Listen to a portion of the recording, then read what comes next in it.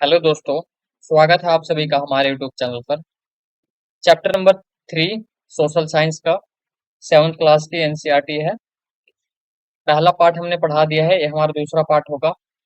इसमें हम देखेंगे सरकार और कार्यपालिका, विधायिका और कार्यपालिका, सरकार की कार्यवाही की सार्वजनिकता चर्चा। ठीक है, आगे और भी टॉपिक्स कवर करेंगे इसमें। हमने पिछले वीडियो में अ, विधायक कैसे चुने जाते हैं, मंत्री कैसे बनते हैं, ये हमने डिस्कस कर लिया। किस प्रकार से राज्य काम करता है, ठीक, किस प्रकार से चुनाव होता है मंत्री लोग का, विधायक का। तो अब हम इस वीडियो में देखते हैं आगे उससे जुड़ी कुछ बातें। देखिए, सरकार और कार्यपालिका। सरकार और कार्यपालिका क्या होता है? देखिए, सामान्य भाषा में सरकार का मतलब शासन के विभिन्न भागों और मंत्रियों से होता है, जो उन विभागों के प्रभारी होते हैं। समझे? सामान्य भाषा में कहें तो क्या होता है कि शासन के विभिन्न भागों और मंत्रियों से होता है। सरकार का मतलब होता है कि शासन के विभिन्न भागों और मंत्रियों से होता है, जो उन विभागों के प्रभारी होते हैं। सरकार को सरकार का प्रमुख मुख्यमंत्री होता है। सब सरकार का प्रमुख जो होता है मुख्यमंत्री होता है, और यह पूरा प्रशासनिक ढांचा कार्यपालिका कहलाता है। कार्यपालिका का प्रमुख या मुख्यमंत्री उन्हीं विधायकों में से चुना जाता है। समझे? जो कार्यपालिका का प्रमुख या मुख्यमंत्री होता है, वो उन्हीं विधायकों में से कोई एक चुना जाता है। विधायिका और कार्यपालिका क्या होता है? देखिए, विधायिका और कार्यपालिका। विधायिका, देखिए, विधानसभा में एकत्र सारे विधायक विधायिका कहलाते हैं। समझे? विधायिका क्या होता है कि विधानसभा में एकत्र सारे विधायक क्या कहलाते हैं? विधायिका। विधायिका कहलाते हैं। विधायिका सरकार कार्यपालिका को काम करने का अधिकार देती है। समझे? विधायिका क्या होता है? विधायिका सरकार, जिसे हम कार्यपालिका कहते हैं, कार्यपालिका को काम करने का अधिकार देती है और उनके काम की जांच करती है।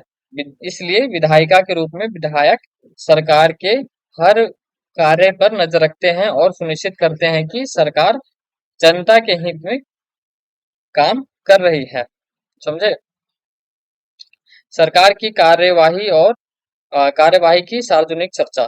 सरकार के काम के बारे में केवल विधानसभा में ही चर्चा नहीं होती, बल्कि अखबारों में, टीवी चैनलों और अन्य संगठन द्वारा सरकार के कार्यों पर चर्चा की जाती है। समझे? ना केवल विधायिका जो होते हैं, सरकार का काम के बारे में विधानसभा में ही सिर्फ चर्चा नहीं होती, बल्कि अखबारों में, टीवी पे, अन्य संगठनों के द्वारा भी चर्चा की जाती है सरकार के कार्य पर।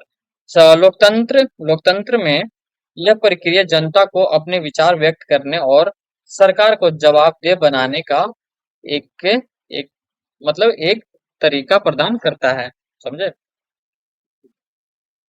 देखिए,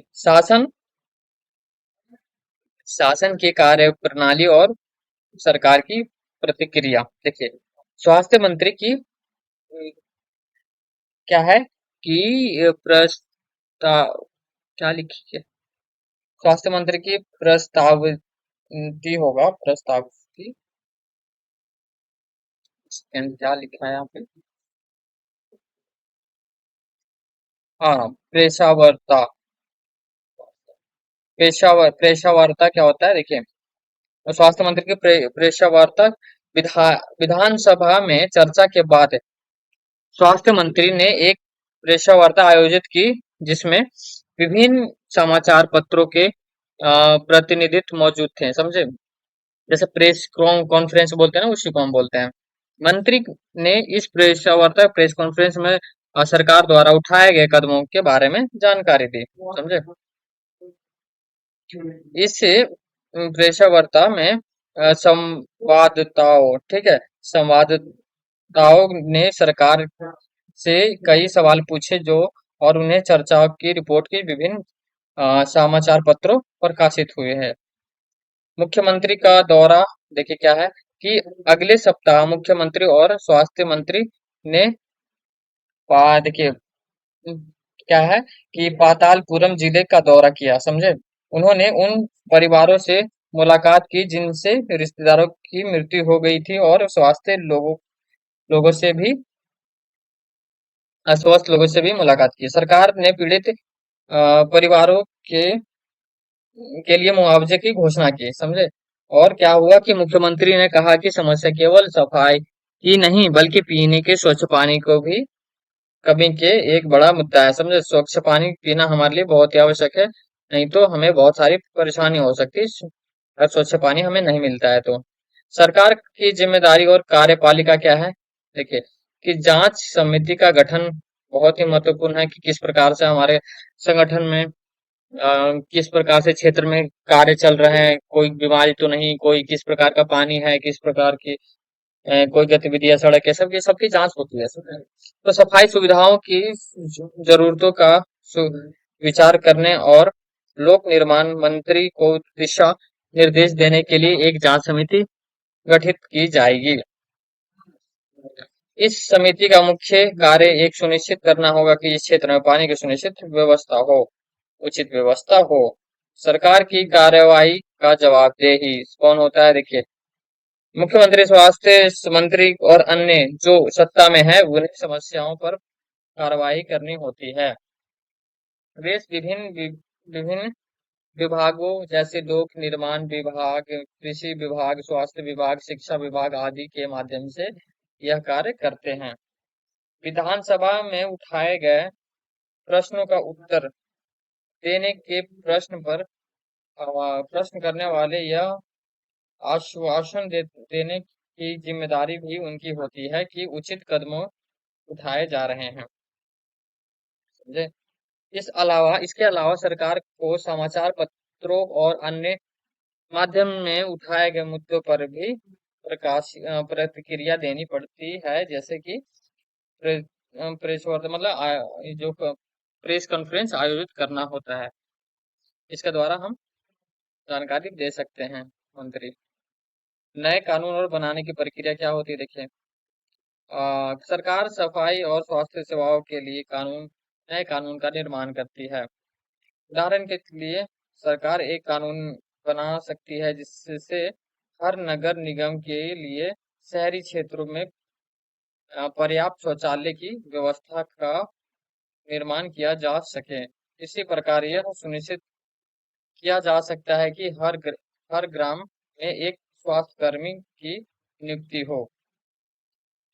कानून बनाने का यह कार्य राज्य के विधानसभा द्वारा किया जाता है और फिर विभिन्न शासकीय विभाग उन कानूनों को लागू करते हैं, ठीक है।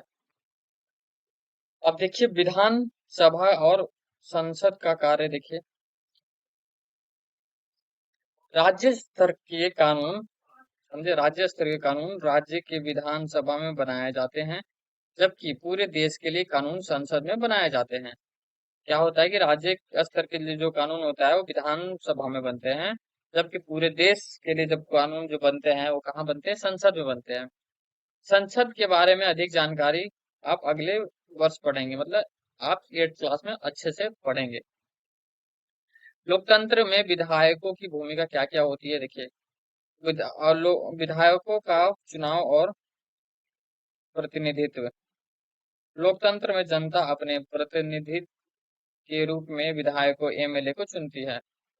चुने गए विधायक सरकार बनाते हैं और सत्ता पक्ष के सदस्यों में से कुछ मंत्री बनाए जाते हैं, समझे। और मंत्रियों का जिम्मेदारियां क्या होती है, देखिए, मंत्रियों का जो जिम्मेदारियां होती है, ये मंत्री सरकार के विभिन्न भागों के प्रभारी होते हैं, जैसे स्वास्थ्य विभाग, शिक्षा विभाग आदि।